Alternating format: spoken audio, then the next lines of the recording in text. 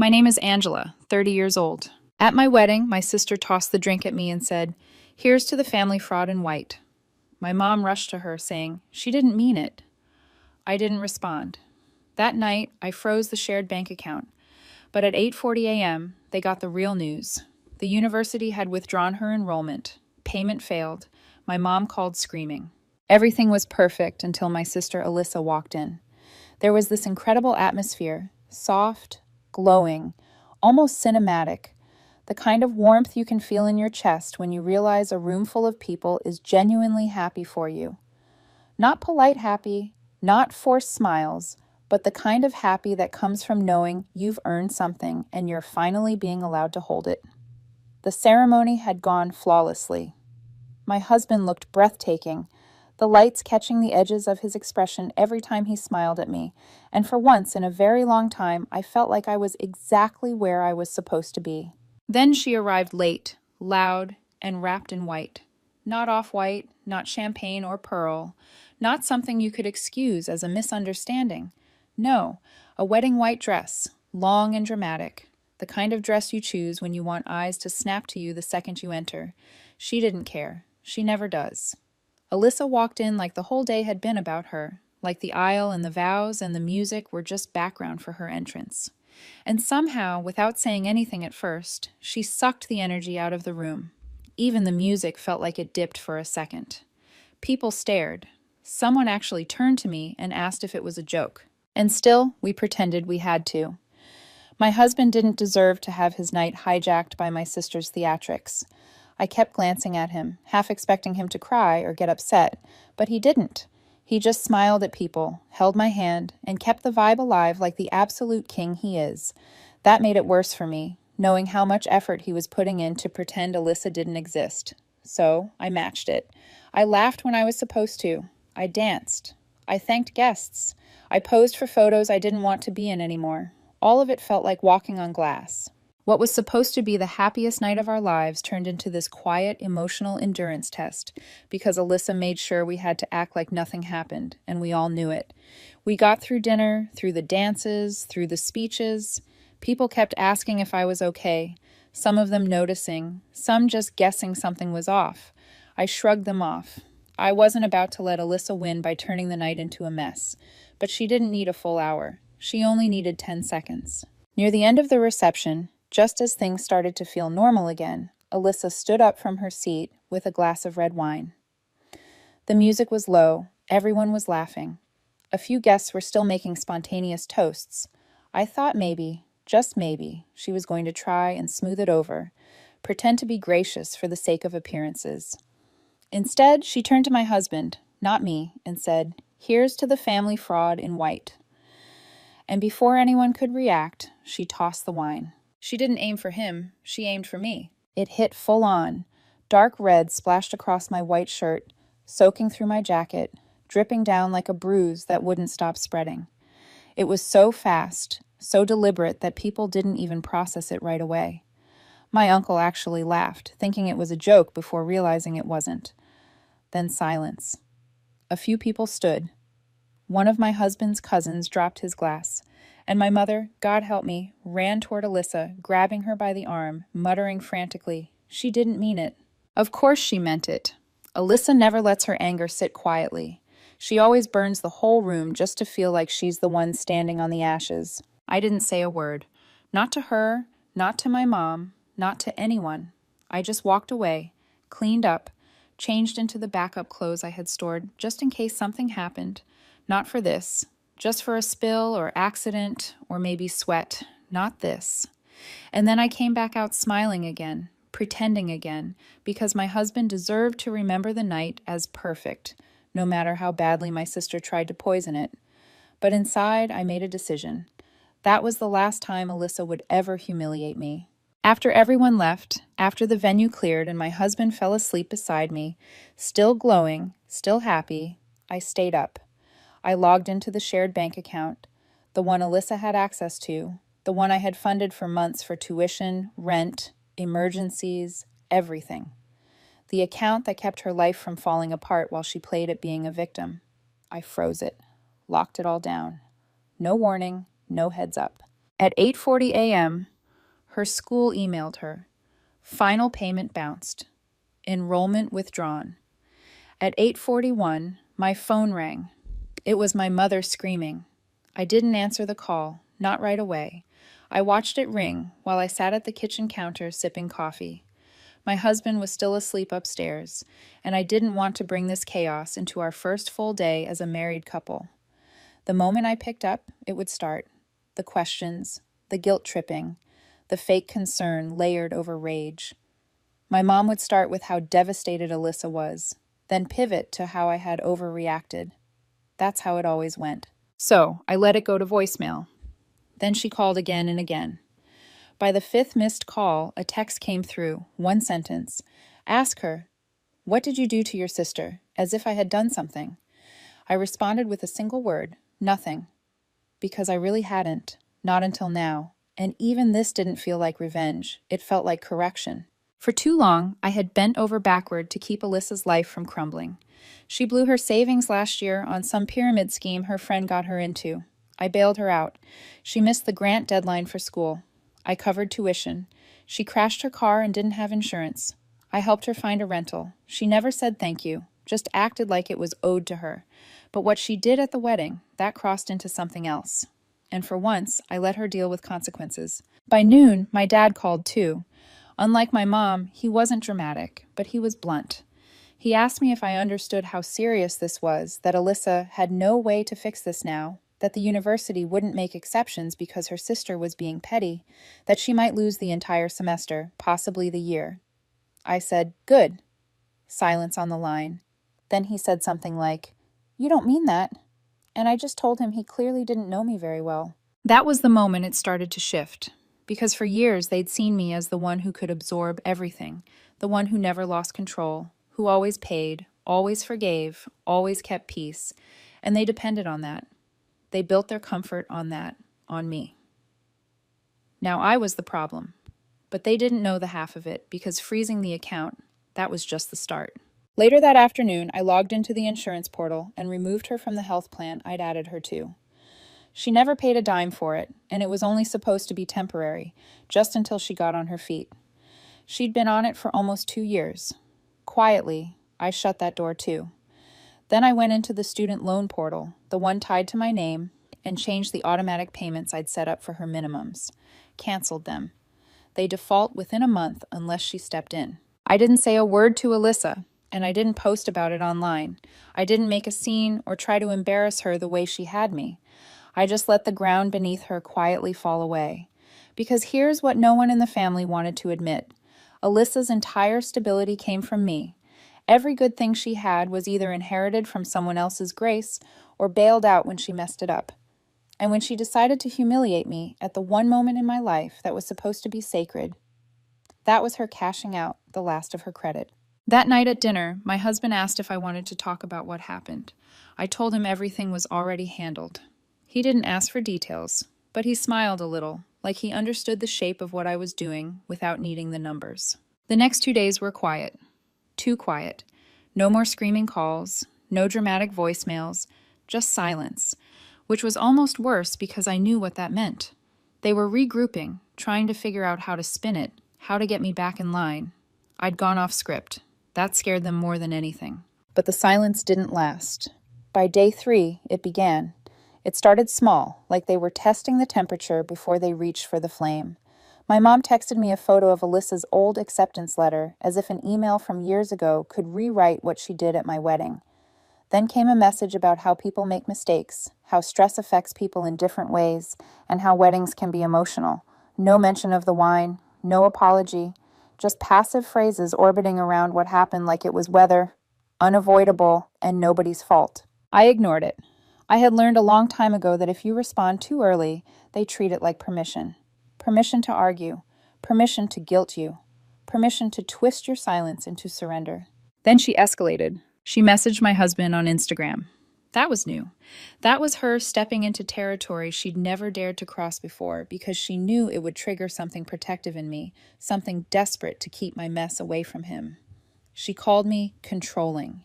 She implied I was punishing Alyssa because I liked having power. She didn't say it directly, but the subtext was loud, like she wanted him to look at me and wonder if this is who you married. My husband read it out loud while we were brushing our teeth. We both stared at each other in the mirror for a beat, and then we laughed. Not because it was funny, but because it was so obvious. They weren't trying to fix what Alyssa did. They were trying to shame me back into compliance. I finally texted my mom one sentence. If she apologizes directly to my husband, I'll consider talking. No reply. Because Alyssa doesn't apologize. Not when she's wrong, and definitely not to a man she thinks she can dismiss as an accessory in my life. That's when the cousin brigade came. Texts from people I hadn't spoken to in years, long messages with fake warmth like, "Hey girl, haven't talked in a while, but I just wanted to say," and then a paragraph about family being everything and how Alyssa always looked up to me and how this was just a bad moment, a misunderstanding, a misstep. One even wrote, "You know how she is. You're the stable one. We're counting on you to pull this back together. You're the stable one." That line made my jaw tighten so hard it hurt. Because yeah, I've always been the stable one. The one who shows up, pays on time, fixes what breaks, swallows insults for the sake of peace. And they expected me to do it again, like clockwork, like a job I never applied for but somehow inherited. I didn't respond to any of them. Instead, I started moving quietly, the way you do when you're tired of arguing with people who only hear what benefits them. I called the university and confirmed what I already knew. Her place was gone. The final payment deadline had passed. Her spot had been offered to the next person on the list. Then I found out something else, something no one in my family seemed to understand yet. Her campus housing was tied to enrollment, which meant she had 2 weeks to vacate. She hadn't told them that. I waited. On the 6th day after the wedding, I got the first message from Alyssa herself. Just a thumbs up emoji. That was it. No words, no apology, just a thumbs up like the chaos she unleashed was a joke, like her life unraveling was still beneath her, still somehow my fault. I didn't respond, but I knew what was coming because Alyssa doesn't change when she's confronted. She changes when she's cornered. Day 7, 1 week after the wedding, the first call from her finally came through. I let it go to voicemail. I wanted to hear what tone she'd use when she couldn't perform for anyone. She didn't disappoint. There was no apology, no mention of the wine. She said she heard the account got frozen and there must be some kind of glitch. She said the rent office at her student housing was being weird and asked me to clear it up real quick, like we were business partners, like I was her assistant, like I was still the same sister who would fix everything with a sigh and a transfer. The next morning she texted, "They're telling me I have to move out by Friday. Seriously, you're going to let that happen?" Yes, I was. My husband watched all of it unfold with this calm that steadied me. He didn't tell me what to do. He didn't push revenge. He didn't beg for peace. He just stayed close, like he understood that what I was doing wasn't cruelty. It was survival, the kind that comes from finally refusing to be used. Then Alyssa did something that made me realize she wasn't just angry. She was strategic. She posted a photo on Instagram, not one of those vague quotes people use when they're spiraling. She was smiling, holding a glass of wine again, the caption dripping with smugness about pretending, and she tagged me. She wanted people to see it. She wanted the story to tilt. She wanted me to look petty, heartless, cold, like I was ruining her life over one little moment. A few hours later, I got a DM from a former coworker. "Hey, saw your sister's post. Everything okay?" That's when something in me flipped. Not loud, not dramatic, just a clean internal switch. Because now she wasn't just trying to punish me privately, she was trying to control my reputation, to turn my boundary into a scandal. So I did something she never saw coming. I contacted the scholarship foundation she'd been bragging about all year, the one she applied to last minute after I nudged her through the process. What she didn't know was that my letter of support helped push it through. I vouched for her stability, her maturity, her character, words that tasted bitter in my mouth now. I emailed them and withdrew my endorsement. I didn't lie. I didn't rant. I simply attached a copy of the university's withdrawal notice and told them I could no longer support her participation in the program. They asked a few questions. I answered politely, professionally, like I was closing a file. By the next afternoon, she was dropped from the scholarship too. She called me 3 times back to back. This time, I picked up. She didn't even try to mask the panic. She said I ruined her future. She said I was jealous of her potential. She said she had real plans and everything was falling apart because I was vindictive. I didn't say much at first. I let her hear my silence, the kind that makes people talk faster, reveal more. Then she asked what it would take. Money, a public apology from me letting her post something for clarity so she could save face. She was negotiating like this was a business transaction, like she hadn't spilled wine on me in front of everyone I loved. I told her there was nothing she could offer. "You're not serious," she snapped. "This is your sister." "Yeah," I said, voice flat. That used to mean something. Then I hung up. By Friday, she was officially out of the dorms. My mom tried again that weekend, sending a photo of Alyssa sitting on a friend's couch with her belongings stuffed into trash bags like she was the victim in some sad movie. But my eyes caught something in the background that made my stomach twist. One of the boxes had my handwriting on it, from last year, a label I'd written when I packed her stuff, folded her clothes, made sure she'd have everything she needed to start over. I stared at that photo longer than I should have, not because I felt guilty, but because I finally saw the truth in one frame. How much of my life had gone into holding hers together, how invisible my effort had been to everyone who benefited from it. Not anymore. By the end of that week, it wasn't just Alyssa unraveling, it was the whole family. Group texts reignited after a year of silence, full of vague check-ins and thinking of you messages that weren't fooling anyone. Then the real tone slipped in. Family is all we have. Maybe there's a way to meet halfway. My aunt chimed in and called what I was doing extreme. Extreme. No one called it extreme when I paid for Alyssa's groceries after she maxed her card on nonsense. No one called it extreme when she sabotaged my milestones with a smile. No one had words for all the ways I'd been expected to swallow. But the second I stopped protecting her, suddenly I was the villain. That's when it sank in. This wasn't about fairness. It was about the system. Alyssa was the unstable one, the one people worried about, catered to, forgave. I was the responsible one, the safety net, and I had cut the net. Now the structure was shaking, and they didn't know who they were without me holding it up. My dad finally texted me privately. He didn't yell. He didn't argue. He asked one question. "Do you want a relationship with your family or not?" That hit harder than I expected, because for the first time, I had to admit what this might cost long term. But the moment I read it, I realized something cold and clear. They didn't want reconciliation. They wanted reset. Back to me paying, me fixing, me absorbing. And if I didn't agree, then I was the problem. So I answered honestly, "Not like this." He didn't reply. And the silence that followed didn't feel like peace. It felt like planning, like an inhale. Because Alyssa hadn't hit bottom yet. And when she did, I knew she wouldn't fall quietly. 3 weeks passed. No calls, no texts, no late-night voicemails filled with rage or fake apologies. Even Alyssa's social media went dark, like she dropped off the map entirely. The quiet was unsettling. I kept waiting for the next explosion, because with my family, silence never meant acceptance. It meant recalculation. Part of me thought she'd left town, bounced to another friend's couch, found a new soft landing. That's how it always went. Someone else would step in, and the cycle would reset. But that wasn't what happened. On a random Tuesday morning, my husband was working from home when there was a knock at the door. He answered it before I could even ask who it was. I heard his voice change, drop into something cautious, and then he called my name quietly, the way you do when you know something is about to shift the air in the room. Standing in the hallway was his ex-girlfriend. I barely recognized her. She looked thinner than the last time I'd seen her, her face tired in a way makeup couldn't hide. She said she didn't want drama, didn't want to cause problems. She said she just needed to tell us something, and then she'd leave. My instincts went rigid immediately. People don't show up like that unless they're carrying something heavy. She told us she'd run into Alyssa 2 nights earlier. Alyssa was staying in a pay-by-the-week motel on the edge of town. That alone should have shocked me, but I didn't feel anything yet. Then she took a breath and said the words that made my stomach drop. Alyssa said she was pregnant. I didn't react at first. I just stood there, my mind refusing to snap into place around the idea. Pregnancy is one of those words that carries weight even when it's spoken softly. My husband went still beside me.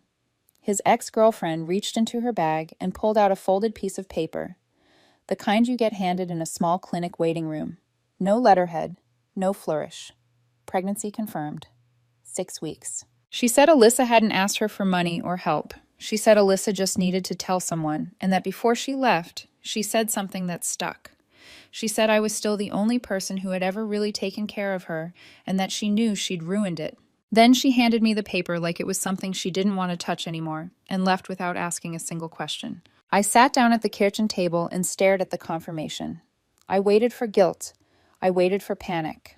I waited for the familiar pull to fix it. None of it came. What I felt instead was a strange, quiet clarity. Because now I knew this wasn't about tuition or wine or scholarships. Alyssa's entire life was unraveling, and for the first time, she wasn't performing it loudly. She was spiraling in silence. My husband sat next to me and didn't say a word. He didn't need to. We both understood that whatever this was, it wasn't ours to manage. Not anymore. I didn't tell my parents. Not that day, not the next, not because I wanted to hide it, but because I was done being the messenger, the translator, the absorber of every crisis. They would find out on their own, and they would deal with it without my buffer. 2 days later, Alyssa showed up at my apartment. I didn't answer the door. I watched her through the peephole, arms crossed, posture stiff, still trying to look composed. She knocked twice, waited, checked her phone, knocked again. 12 minutes passed. Then she slid something under the door. A handwritten letter. I picked it up after she left. It wasn't an apology. It wasn't even emotional. It was a list. Tuition totals, rent estimates, a timeline for stability until she could transfer credits. At the bottom, she wrote one line. I know you don't owe me this, but I'm asking anyway. That sentence stayed with me longer than the rest of the page, not because it was sincere, but because it was the first time she'd ever acknowledged the truth. She knew I didn't owe her anymore. I left the letter on the floor. I didn't respond. The next night, she finally told our mom everything. The enrollment loss, the eviction, the scholarship, all of it. My mom called me sobbing. Not screaming this time, her voice cracked in a way that sounded real. She said Alyssa was scared, that she'd never seen her like this, that I didn't understand how bad it was. I told her calmly that I understood exactly how bad it was. Then I said the sentence they never believed would come out of my mouth. I'm not helping her. Not this time. Not next time. Not ever again. My mom didn't argue. She just cried. Said something about how she didn't raise us to be this divided. I told her she raised us to believe I would always fix what Alyssa broke, and now she was seeing what happened when I didn't. Later that week, I got another letter from Alyssa.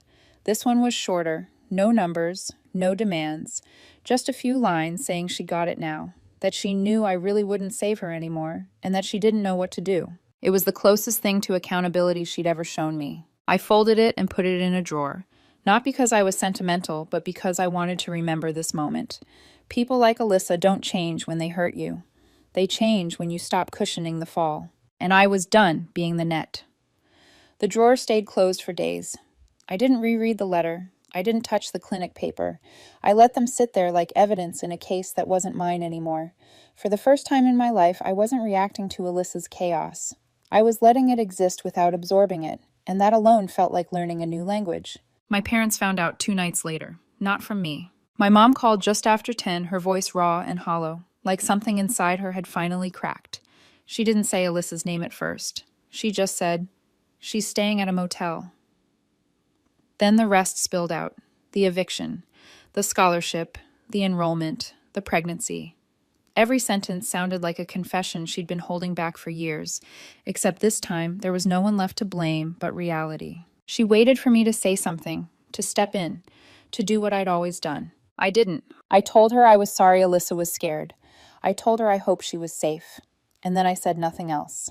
No plan, no offer, no quiet rescue tucked between the lines. My mom asked if I'd known. I said yes. She asked why I hadn't told them. I said because it wasn't my responsibility to manage everyone's emotions anymore. There was a long silence. Then my dad took the phone. He didn't yell. He didn't guilt me. He asked if I understood how serious this was, like he'd asked before, except this time his voice carried something new. Fear. He asked me what kind of sister lets things get this far. I answered honestly, the kind who finally stopped pretending she could fix someone who didn't want to change. He didn't argue. He just said, "We'll figure it out," and hung up. That was when it hit me. They were finally figuring it out without me. Alyssa didn't call. Not that night. Not the next morning. She didn't show up again. She didn't post. She didn't rage. The silence this time wasn't strategic. It was empty. And for the first time, I believe she understood that the net was really gone. A week passed, then another. Life, strangely, moved on. My husband and I settled into a rhythm that felt solid and calm. We cooked dinner together. We laughed about small things. We talked about the future without my family's chaos filling every pause. I realized how much space Alyssa had taken up in my head for years, how loud it had been before, and how quiet it felt now. One afternoon, my mom texted me a single sentence. She's starting counseling. I stared at the screen for a long time, not because I felt victorious, and not because I felt regret. I felt something steadier, distance. Whatever Alyssa did next, whether she changed or didn't, it wasn't tied to my sacrifice anymore. That night, I finally opened the drawer. I took out the clinic paper, folded now from being handled too much by too many people. I took out the letter with the list, and the second one, the closest thing to an apology she'd ever written. I didn't reread them. I just stacked them neatly and put them back. Some stories don't end with forgiveness or reunion. Some end with boundaries so firm they feel like loss, even when they're necessary. I still don't know what Alyssa's future looks like. I don't know if she'll finish school, or who the father is, or whether she'll ever truly take responsibility for the way she burns every room she enters. What I do know is that for the first time, her future isn't built on my exhaustion. People ask me sometimes if I regret it, if I wish I'd handled it differently, if I worry that one day I'll feel guilty for not stepping in when it mattered most. I don't, because what mattered most wasn't saving her again. It was finally saving myself and protecting the life I chose, the marriage I fought to keep sacred, and the version of me that no longer confuses love with sacrifice. I didn't destroy my family. I stopped letting them destroy me.